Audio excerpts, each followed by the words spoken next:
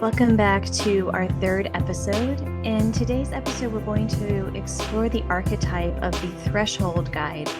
And as a reminder, we are exploring the great transition that we are all experiencing right now and how it can affect our emergent leadership capabilities, these innate capacities that are wanting to bloom and grow, to support us to lead not from what was, but to begin to point toward what we are becoming together. So in this series, we are looking at how you are called to lead, not by identifying one archetype that you embody thoroughly, but instead how you can start to shift between all five archetypes as a way of developing really leadership agility. The ability to notice the moment you're in and respond to it in terms of what the moment needs, what the situation is calling for, and what leadership capacity is wanting to emerge within you. So let's go back and talk about the threshold guide as our second archetype. Last week, we talked about the bridge maker who connects polarized worlds. The threshold guide actually walks us through the in-between between one world and the other, essentially the space of the old paradigm, often old identities that are dissolving and quickly changing, and the something new that's being born. And I want to say very clearly that we can often describe around the edges the something new that's being born, but we never can truly land on the center of saying exactly what it is. And so with all of these archetypes, there is some flexibility, some psychological flexibility that is invited in all of us to know that the minute we say this is what is happening, and we can kind of put our finger down on it, we're no longer in the emergent edge of what is calling to us. And so know that as you listen to this podcast, there is an invitation for you and me, all of us, to become more comfortable with what is nuanced, uncertain, and complex, and that what cannot just be pinned down into words or concepts. And that in and of itself is part of the emergent leader. So leadership right now is inviting all of us to navigate these profound transitions that our world is calling us to inhabit, to understand that transformation is not simply naming what the new destination is looking like, but being able to embody and dwell within the state of being that is necessary to essentially live in between the two paradigms. In this way, we're not just crossing over from, a geographic or an ideological line, but instead we are developing these existential thresholds that are really around meaning, purpose, values, and the identity that is slowly changing. So let's talk a little bit about the threshold guide in terms of ritual and the forgotten art of passages. So we live in a culture, and we're actually in a prime time right now for honoring rituals and rites of passages, whether it's graduations and weddings or retirements. And so you've probably been to quite a few parties, but they often happen without us truly processing the symbology and the relevance, the actual creative spirit that is present in all of these rituals. So real change does not happen through either declaring what is or describing almost ad nauseum what we are emerging into. It happens through the art of initiation, the art of crossing a threshold with presence. And initiation often happens through ritual and practice. So recently, I co-led a leadership retreat. And at the end of the leadership retreat, we tied strands on each other's wrists to symbolize that we were not done with our process, even though the retreat had ended. It was a symbol. And the string around the wrist was a threshold marker, a noting that we were still in a passageway together. And the instruction was that we would remove them when we noticed that we were essentially had crossed a threshold and we were in a new paradigm for ourselves personally. A couple weeks later, we met for a post-retreat follow-up call, and so many of us were still wearing the strands around our wrist. Part of that is because there was a recognition of the mystery of passage, a mystery that when we are in a meaningful process, it is not linear or sequential. Rather, it is far more of a relational, deep process that will take its own shape in that way. It would also take on its own timing. And this is what's so critical. We live right now in a culture that has largely abandoned meaningful rites of passage. Joseph Campbell's entire work around the hero or heroine's journey has been predominantly shaped out of that idea that we have lost our way of knowing and practicing ritual. We rush through transitions. We rush through rituals. We wonder when they're going to be over without actually processing them. And then we are stuck in between identities, in between paradigms, even within ourselves. And most well-intentioned change efforts, they reach the point of innovation fatigue because they try to skip straight from endings to new beginnings without navigating that neutral zone, that messy, uncertain middle space where the old identity or the old thing has dissolved, but the new one hasn't come into being yet. So in ancient Greece, the Eleusinian mysteries were practiced for nearly 2,000 years. This is a way of just noting that threshold guides have always been honored and even sacralized within many of our ancient Western traditions. Each year, initiates would walk the sacred path from Athens to Eleusis, where they enacted Persephone's descent into the underworld. For days, they would fast and journey, and they went through a ritualized death.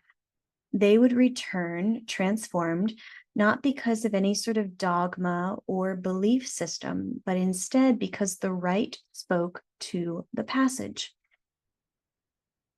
Many of the priestesses during that time were threshold guides. They would hold the ritual space in which ego died and a new self was born. And this was a very commonplace practice and even a very natural understanding that there was a part of, we'll call it the self, or a part of one's life that needed to die in order for rebirth to occur.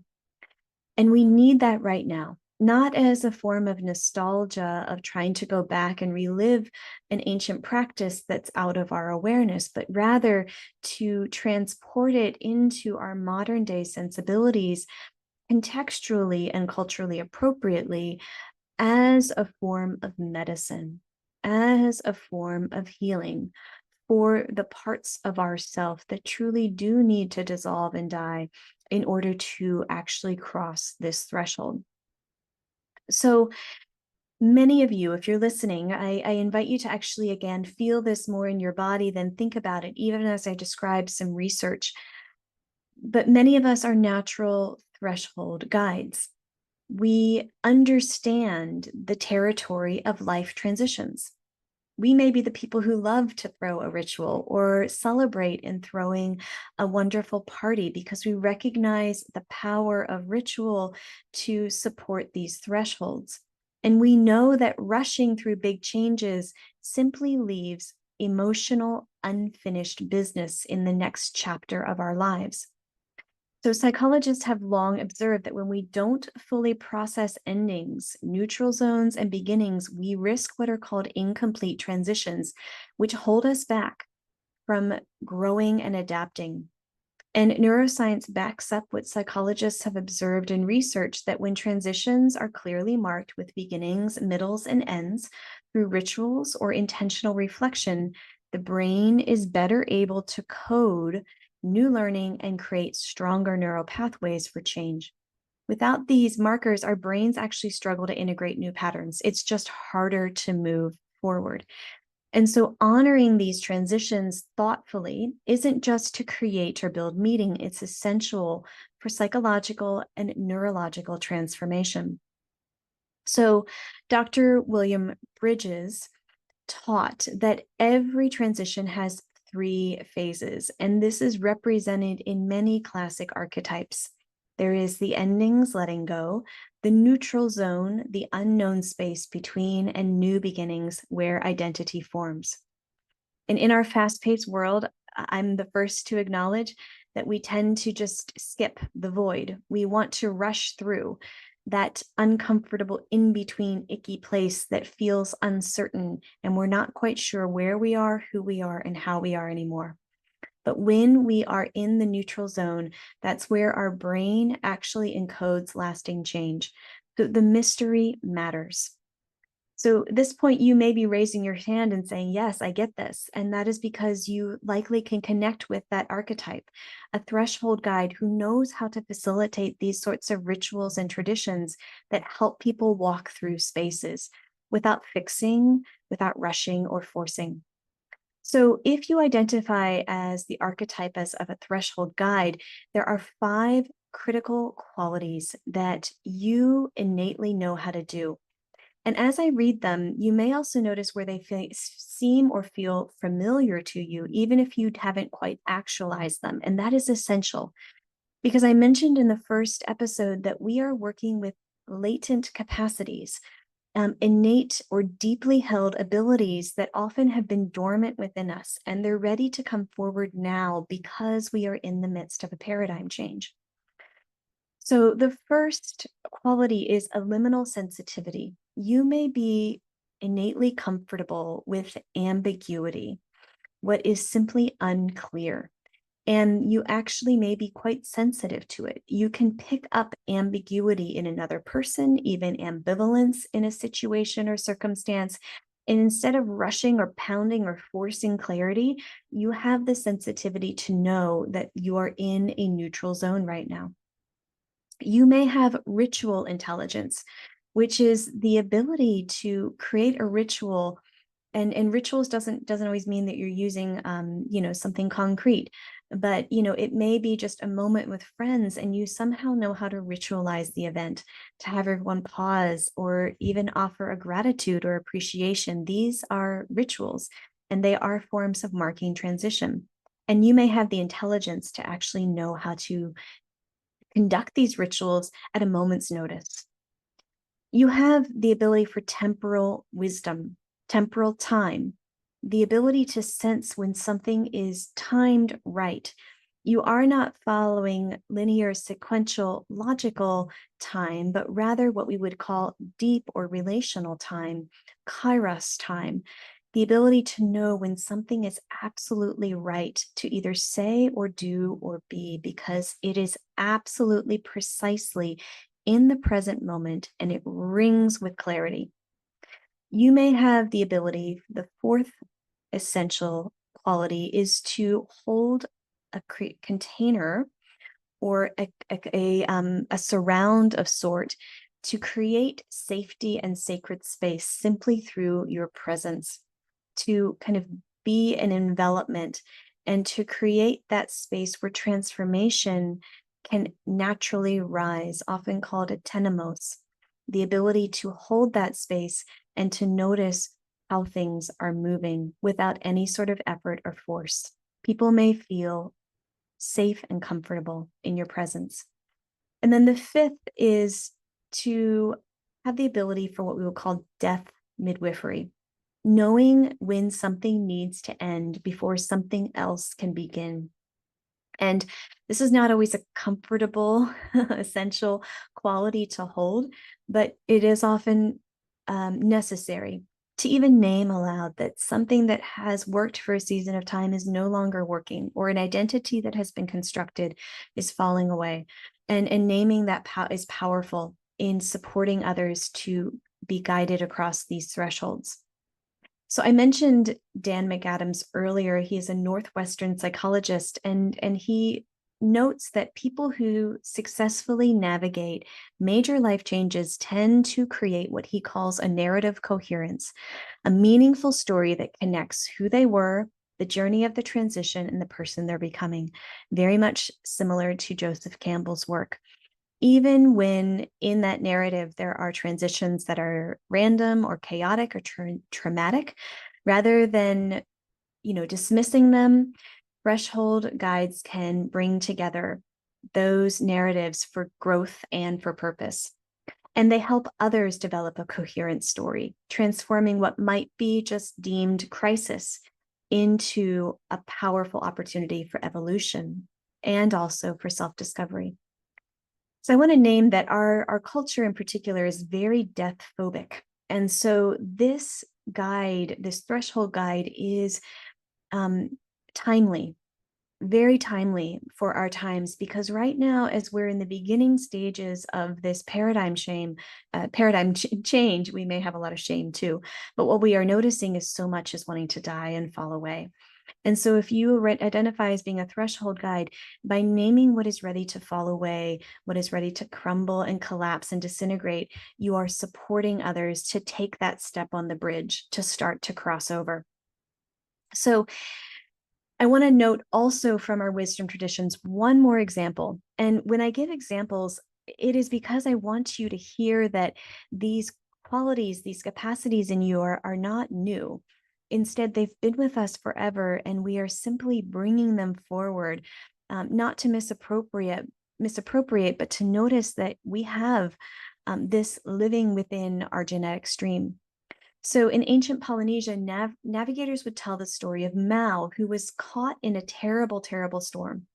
And he lost all visual reference points, no stars, no sun, no nothing but a churning gray water in every direction. And instead of panicking, Mao dropped into what he called the mind of the water, actually feeling the patterns of waves against the hull of the ship to sense the presence and direction of distant islands that are beyond the horizon. And when the skies finally cleared, his apprentices were astonished to find that they were precisely on course.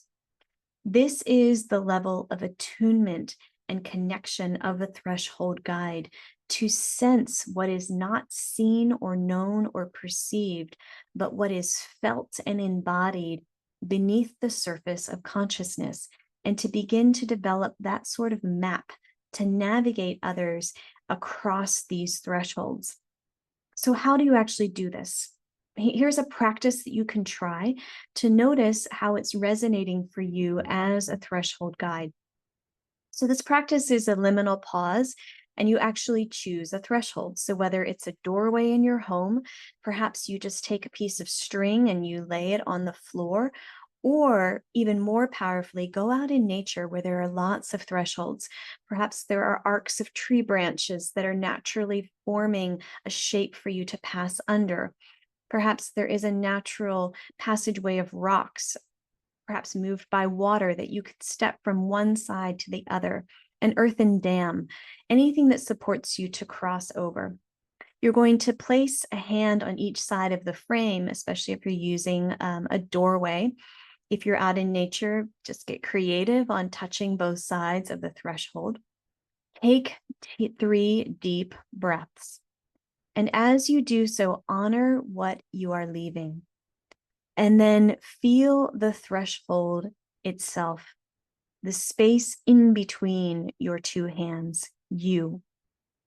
And then welcome what is next.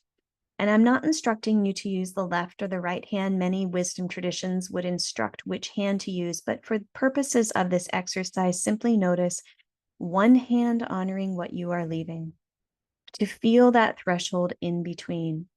And lastly, with the other hand, to welcome what's next, and then step through intentionally. Notice your whole experience, what you feel in the body, what thoughts you may have, emotion, sensation, and then intuitively what you sense, what you hear, what you know, what you see. All of that can help fill out a very rich living intelligence that is embodied and conscious, to notice how you are navigating these thresholds. Essentially, what you're doing in this practice is you are training your psyche, really training more of your awareness, your consciousness to honor what is in between. And this small ritual can change literally how your nervous system begins to process transitions.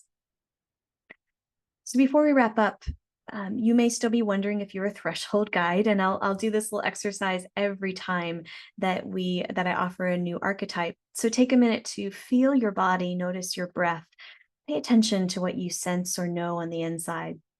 And so how do you know if you are a natural threshold guide? So first of all, you may find that people naturally come to you during times of major change or uncertainty. You are comfortable with ambiguity, and you see possibilities where others may only see confusion.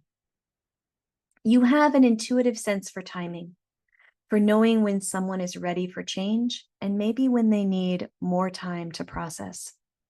You may know when a system is ready for change and when a system needs more time to process. You're drawn to meaningful rituals or ceremonies that mark important transitions in your community, your organization, your family, your people. So notice how those landed for you, what you notice on the inside. Because we are not just navigating personal changes. As a species, we are in a phase transition, and the capacity to guide these transitions is an essential leadership ability. Organizations that navigate change well historically need to have leaders who understand how to transition in terms of paradigms. And communities that are adaptive already have members in their midst that are natural threshold guides through difficult periods. We know, and I'll repeat it again, that old systems, whether it's governance, economy, ecology, they are dissolving.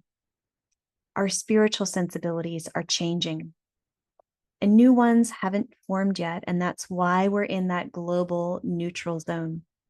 And the gift of the threshold guide is that you do not push us through.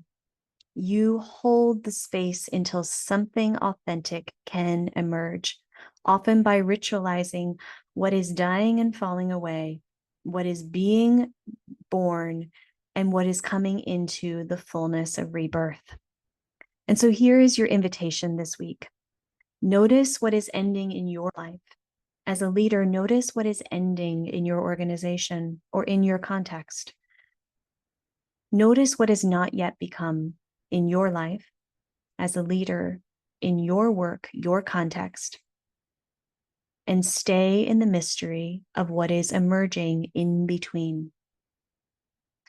And know that we are in a world that is bound and determined to race from one thing to the next.